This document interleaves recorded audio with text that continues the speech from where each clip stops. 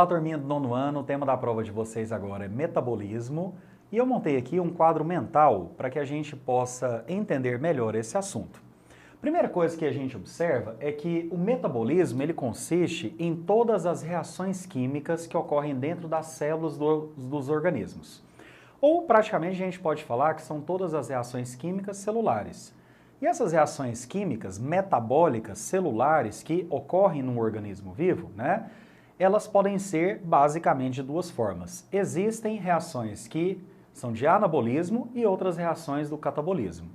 As reações catabólicas, representadas principalmente pela respiração celular e pela fermentação, têm como objetivo geral a produção de energia a partir da molécula de glicose.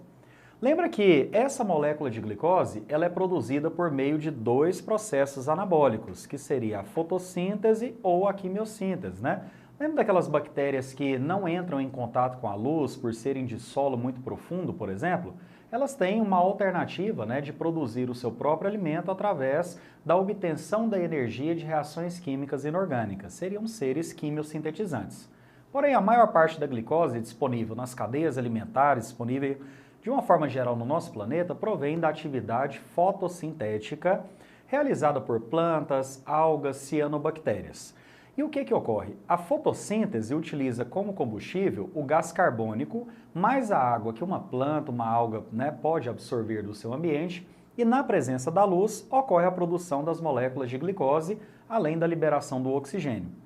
E é importante você ver que a própria respiração ela acaba consumindo o oxigênio que é produzido pela fotossíntese, uma vez que ele é combinado com a molécula de glicose, que ou foi produzida pelo vegetal diretamente pelo processo fotossintético, ou foi consumida na forma de alimentos por organismos animais que são heterotróficos. Por isso que eu coloquei aqui no quadro, o metabolismo são todas as reações químicas de um organismo. E essas reações químicas, elas podem ser anabólicas, ou seja, pode ser um anabolismo ou um catabolismo.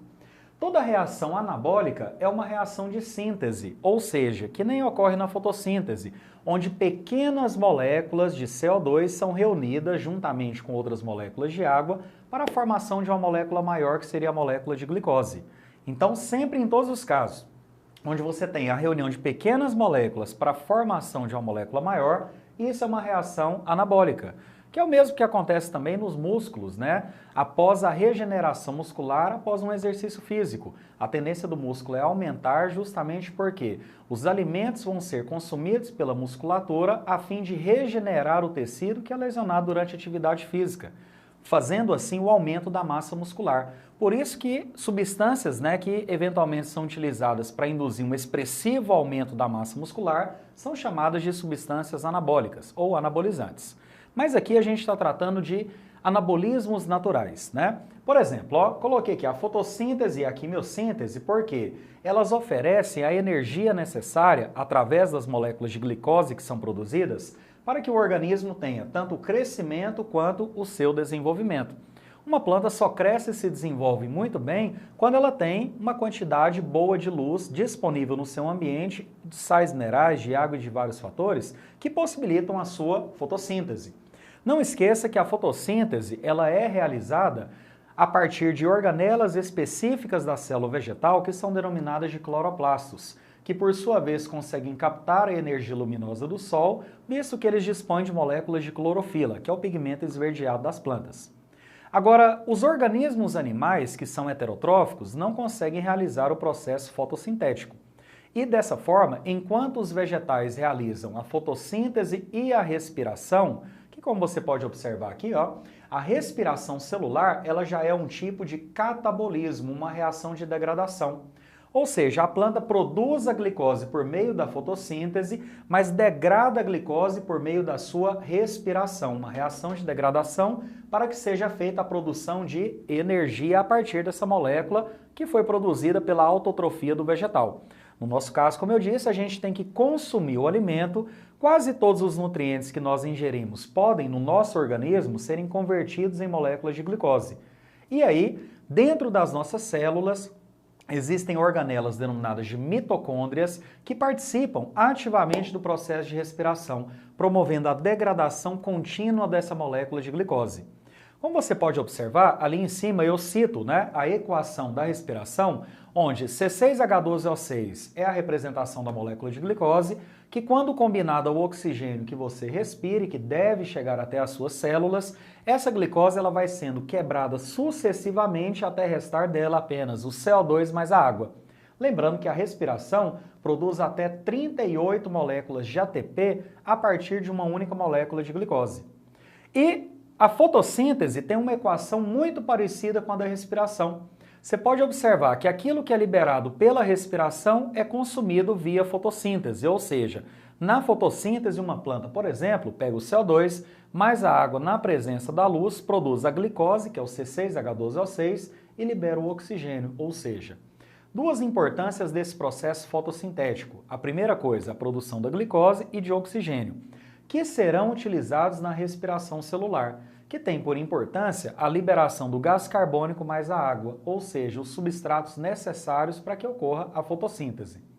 Em algumas situações onde o oxigênio não está disponível em grande quantidade para que os organismos façam a respiração, alguns seres vivos, tipo as bactérias, algumas delas e alguns fungos, e até mesmo as nossas células musculares, numa situação anaeróbica, ou seja, sem oxigênio, podem começar a produzir energia na ausência desse elemento. Só que aí a degradação dessa molécula de glicose, né, que na respiração seria feita de forma completa, na fermentação é feita de forma parcial.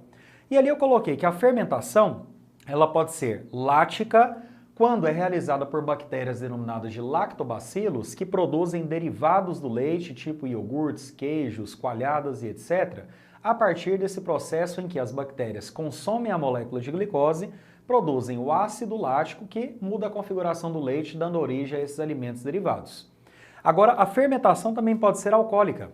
Aí é realizada por um fungo chamado de levedura ou Saccharomyces cerevisiae, onde esse processo, que resulta na produção de etanol mais o gás carbônico, o CO2, tem duas aplicabilidades básicas. A produção do álcool, que pode ser o álcool combustível, aquele produzido a partir da cana-de-açúcar, ou até mesmo o álcool utilizado, né, para a fabricação de bebidas alcoólicas.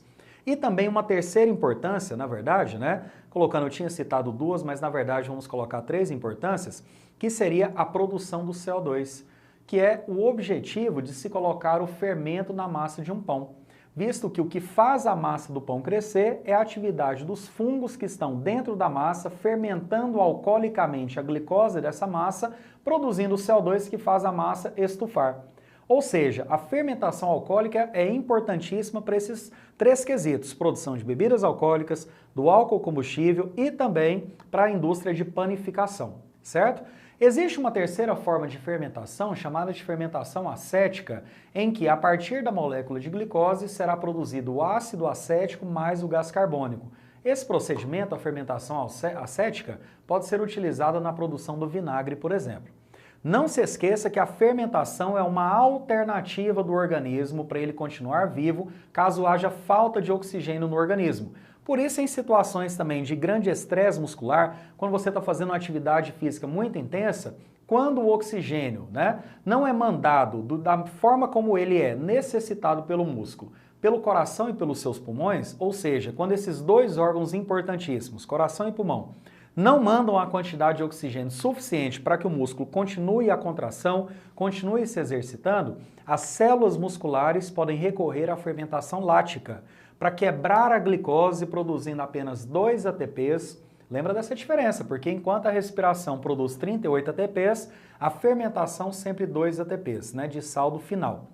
Então é uma alternativa para que a célula continue a funcionar, continue, né, estabelecendo as suas funções, contraindo na ausência do oxigênio, mas produzindo energia por meio da fermentação lática. E isso, né, seria uma das causas, não a causa primordial, mas uma das causas de nós sentirmos dores musculares, né, após a atividade física, ao longo dos 2, 3 dias que se sucedem após essa atividade. Boa prova!